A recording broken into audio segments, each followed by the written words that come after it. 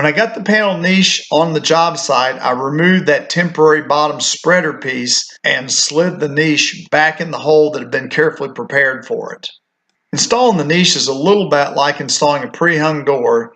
I started out by centering it at the top and shimming it solid at the top.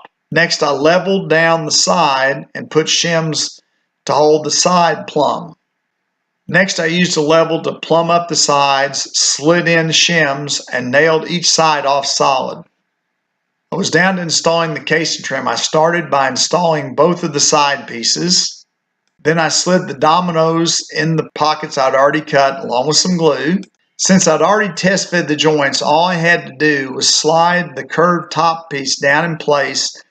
Then I used a clamp to help maneuver so that I got exactly the right reveal between the curved top jamb and the casing trim, and then nailed that joint using 18 gauge brads. Installing the casing trim is the final touch. Once I was happy with all the joints, I nailed the outside, all the trim off, then stepped back and take a look at what I'd been able to do.